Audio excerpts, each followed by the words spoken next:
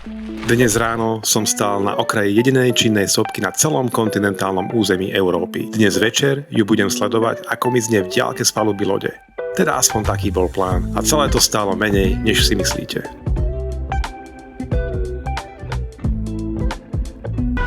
A v tejto časti by sa mal nachádzať môj hostel. Ale kde? Musím to nájsť. Hostel 7. poschodie. 7th floor. Can I go in? Yeah, of course. Thank you so much. Thank you. After you. Thank you. Bye-bye.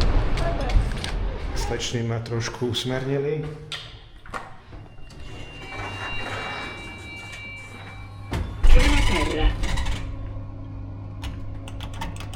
Siedme poschodie. Uvidíme, čo ma čaká. Teraz čítam, že použitie výťahu je 10 centov. Tak to je novinka.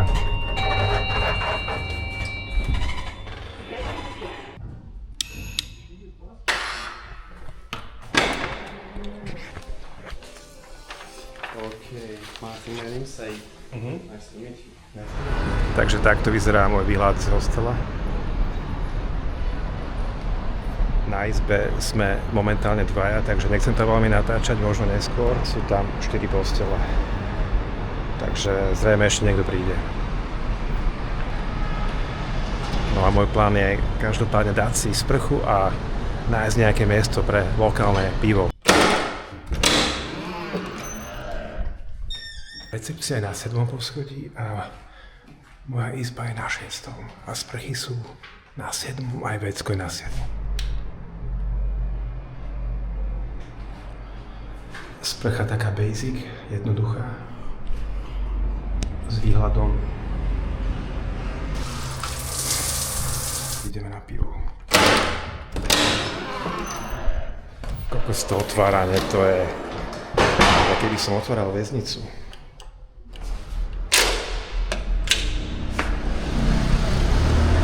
Teším sa na vychladené pivo, dúfam, že nájdem niečo dobré po okolí.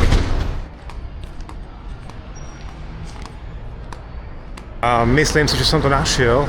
Pekná ulička.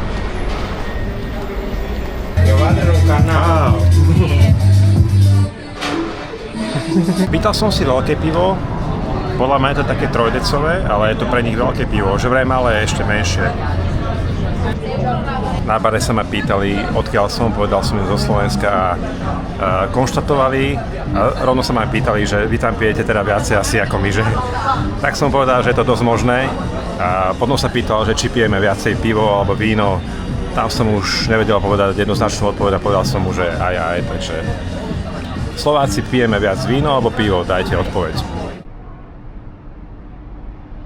Takéto prázdne uličky večer, historické ma vždy fascinovali, mám to rád.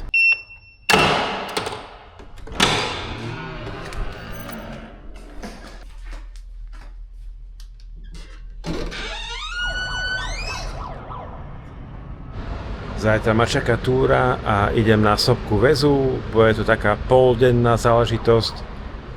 Dúfam, že to bude OK a potom sa večer vraciam sem do prístavu a idem do mesta Palermo nočnou loďou, ktorá má veľmi zlé hodnotenia a to som si všimol, až keď som si ju zabúkoval.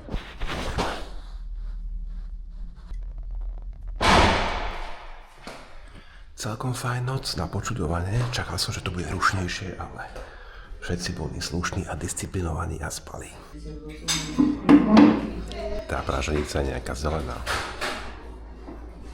Toto je prvýkrát, kedy som v izbe sám, takže vám ju trošku môžem ukázať. Sú tu 4 postele. Posledný večer boli všetky obsadené. Tu som spal ja, Američanka, Kolumbínčan a tu neviem kto. Celkom skromný hostel, ale taký priateľský personál. Každý tu má aj zásuvku, takže som sa mohol ponabíjať.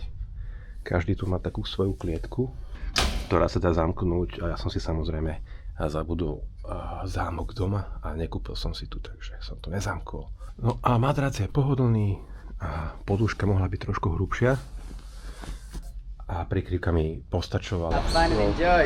Bye bye Daniel. Take care.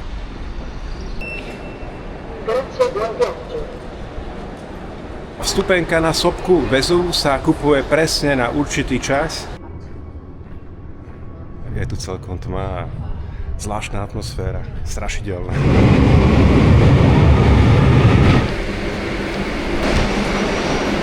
Stihol som najbližší vlak len tak.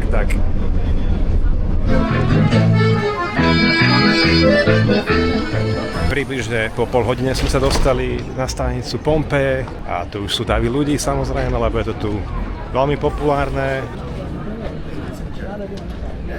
Chýbajú tu nejaké informácie, napríklad čas odchodov, aj číslo autobusu.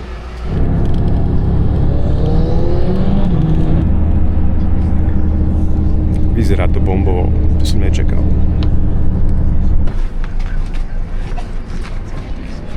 Za hodinu sme sa dostali na najvyššie miesto, odtiaľto sa už potom dá ísť jedine pešo.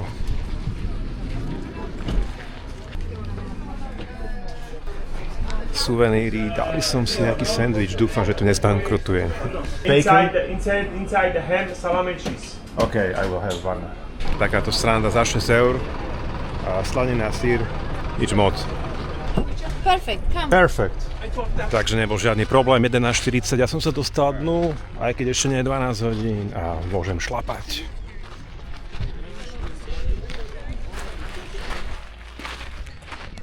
Čo sa týka mojej výbavy, tak v ruksaku mám jednu fľašu vody.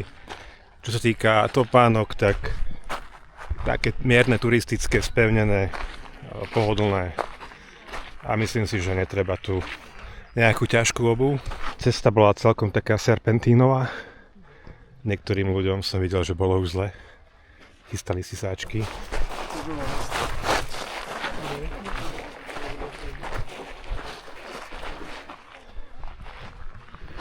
Krásne výhľady, bomba. Gdzie był ten punkt widokowy pierwszy, gdzie zapakował ten panie koło tego koła?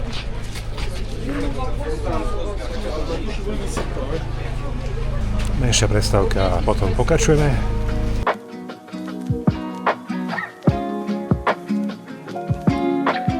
No a tu už je pohľad na samotný kráter sopky Vezúv.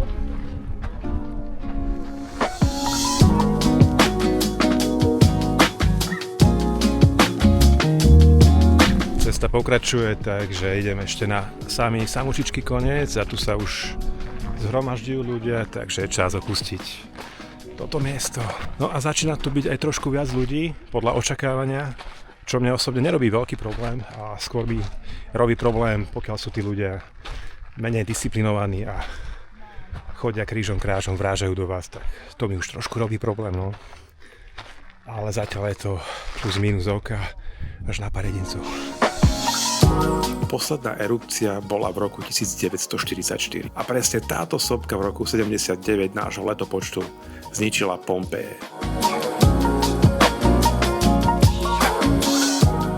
No a tu sa dostávam zrejme na konečnú. Cesta už ďalej nevedie a ďalší pohľad na sopku.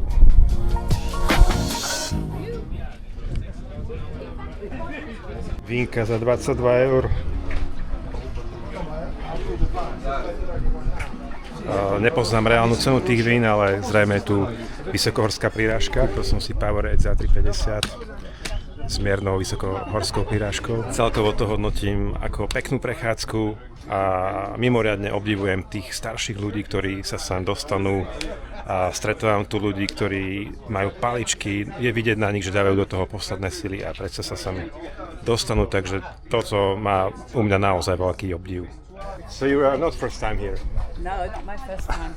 How many It times? was 2008, and there was none of this. No, you didn't have to pay. You just walked up. Je čas ísť pomaličky dole, ja to zrejme filovať už nebudem. Idem sa presunúť späť do Neapolu, pretože o pár hodín mi ide loď a opúšťam mesto Neapol. Tie výhľady sú neskutočné. Počas oddychu hore som si čítal recenzie na tú loď, na ktorú sa chystám a sú veľmi zlé. Trošku sa toho bojím. Celá táto prechádzka je počas, dá sa povedať, priamého slnka. Treba sa chrániť. Hotovo. Priznám sa, že čakal som niečo náročnejšie. Bola to taká príjemná prechádzka s miernym stúpaním, takže určite to každý dá. Ja už som späť v Neapole a je čas preskúšať nejakú pizzeriu a dostal som aj odporúčanie od miestnych Talianov, ktorá je najlepšia, takže idem ju nájsť.